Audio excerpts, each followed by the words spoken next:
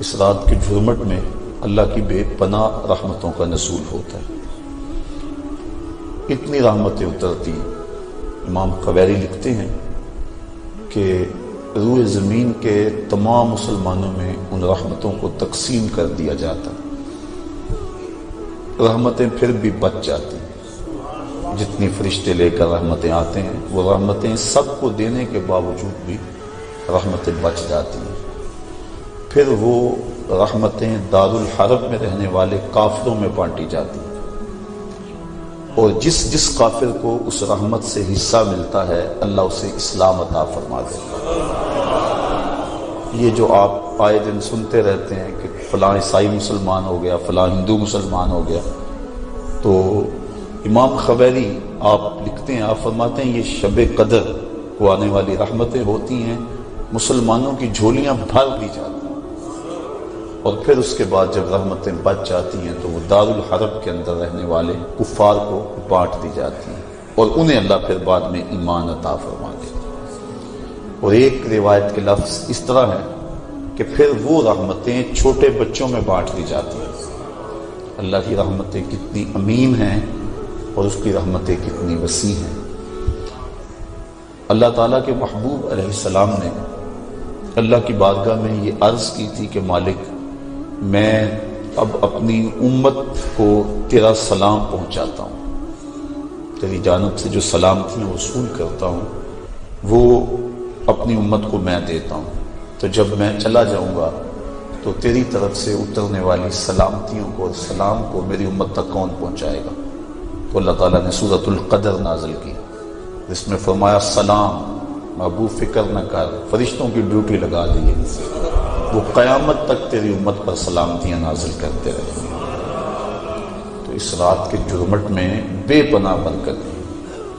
ویسے تو حدیث شریف میں آتا ہے کہ اس کو طاق راتوں میں، آخری عشرے کی طاق راتوں میں تلاش کرو، لیکن حضرت ابی بن کعب رضی اللہ تعالیٰ عنہ قسم کھایا کرتے تھے کہ مجھ سے قسم لے لو کہ شب قدر جو ہے وہ 27ویں کی رات ہے. حضرت بایزید بستامی فرماتے ہیں میں زندگی میں 2 مرتبہ شب قدر کو پایا ہے، اور دونوں مرتبہ 27ویں شب کو ہی پایا ہے. حضرت ابو الحسن ایک بزرگ ہیں، وہ کہتے ہیں جب سے میں نے ہوش سنبھلی ہے اس وقت سے لے کر اب تک ہر سال میں شب قدر کو پاتا ہوں، اور میرا تجربہ یہ ہے کہ اگر پہلا روزہ پیر کا ہو تو شب قدر 21 تاریخ کو ہوتی ہے، اور اگر پہلا روزہ جمعرات کا ہو تو شب قدر 25 تاریخ کو ہوتی ہے، اور اگر پہلا روزہ جمعے یا منگل کا ہو تو شب قدر 27 کو ہوتی ہے، اور اگر پہلا روزہ جو ہے وہ اتوار یا بدھ کا ہو تو شب قدر 29. اس کی رحمتیں بازو پھیلائے آواز دیتی ہیں بندے کو کہ کوئی ہے بخشش مانگنے والا، کوئی ہے رزق مانگنے والا، کوئی ہے سوال کرنے والا، میں اس کی جھولی میں بھرا.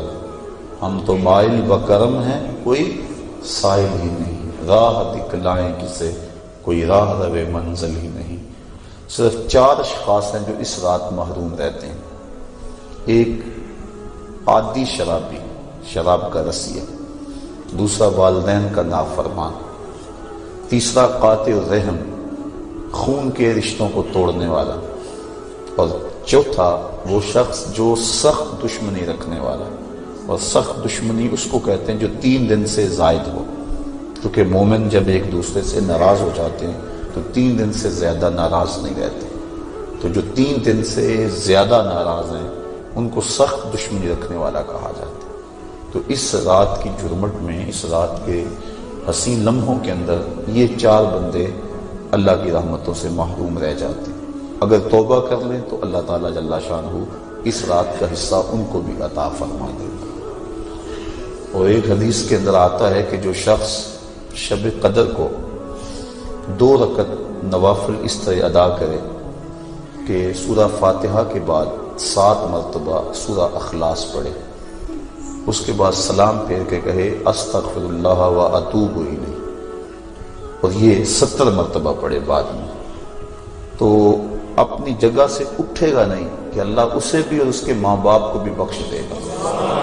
یہ اللہ اسے انعام عطا فرماتا ہے. انشاءاللہ بعد میں ہم اس کا اہتمام کریں گے. اور بھی نوافل وظائف اور مختلف جو ہیں وہ شب قدر کی برکتیں اور فضیلتیں ہیں۔ سورہ تکاثر اور اس کے بعد سورہ اخلاص پڑھنے کا حکم ہے، اور وہ 4 رکعتیں ہیں، 70 مرتبہ پڑھی جائیں۔ دیگر مختلف جو ہیں وہ علماء نے اپنے اپنے تجربات اور ان کو جو روایات ملی ہیں وہ امت تک منتقل کی ہیں۔ تو یہ رات اپنے دامن میں اس اعتبار سے بہت ساری رحمتیں لیے ہوئے ہمارے ہاں جلوہ گر ہے۔ اللہ تعالیٰ اس رات کی برکتیں ہم سب کو نصیب فرمائیں۔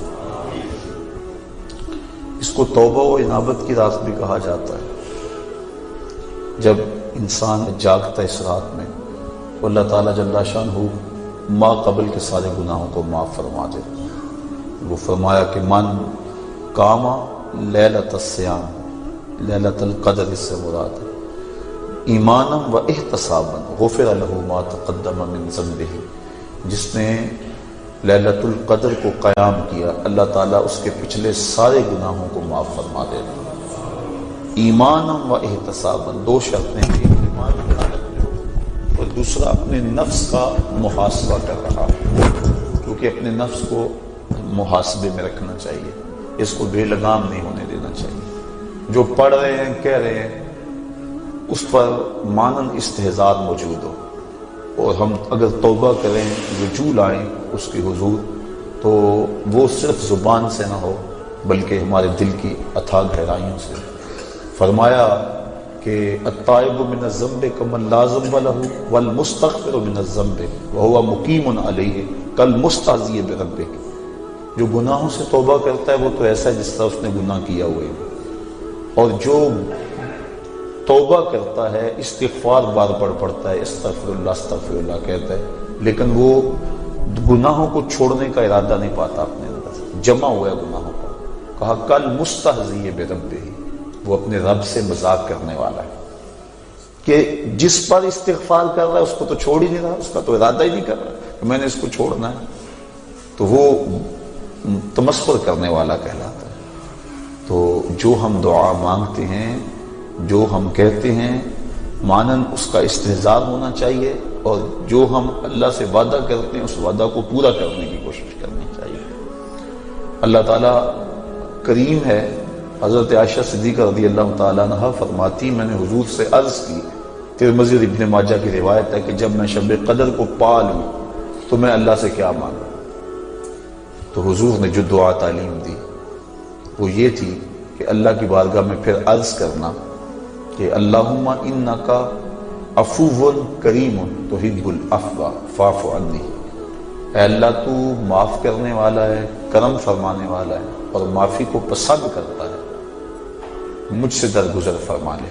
تو یعنی اس خاص لمحے کے اندر اگر اللہ سے کچھ مانگنا ہے، جب شب قدر کو پا لے، وہ لمحے آ جائیں، جب جبریل مصافحہ کر رہے ہیں، جب بدن کے رونگٹے کھڑے ہو جائیں، رقت طاری ہو جائے، وہ کیفیت بن جائے کہ دل کہے، وجدان ادراک کرے کہ یہی لیلۃ القدر ہے، یہی وہ لمحے ہیں، اور یہ جو میرے اوپر کیفیت ہے یہ مصافحہ جبریل ہے۔ جب یہ کیفیت مل جائے تو اس وقت اہم وقت کیا مانگے؟ تو کہا اہم وقت یہ مانگے اے اللہ مجھے معاف کر دے۔ تو یہ اہم دعا ہے مومن کی، جس کو تعلیم دیا گیا شب قدر کے حوالے سے۔ آگے پیچھے بھی اللہ کی بارگاہ میں یہ دعا مانگنی چاہیے۔ اگر انسان کے توبہ سے گناہ مٹ جاتے ہیں استغفار پڑھنے سے، عفو و کرم کا مطالبہ کرنے سے، اور اگر گناہ نہ بھی ہوں تو اللہ تعالیٰ درجے بلند فرما دیتا ہے۔ حضور علیہ السلام نے ارشاد فرمایا، میں ہر روز اللہ سے 100 مرتبہ استغفار کرتا ہوں، 100 مرتبہ، جبکہ حضور کے دامن پہ تو گناہ کا ایک داغ بھی نہیں ہے، لیکن اس کے باوجود 100 مرتبہ حضور اللہ کی بارگاہ میں استغفار کرتے ہیں۔ اور ہم جو لتڑے پڑے ہیں گناہوں سے، صبح سے شام تک ہماری زندگی اسی دلدل میں پھنسی ہوئی ہے، تو پھر ہمیں تو بہت زیادہ استغفار کی ضرورت ہے۔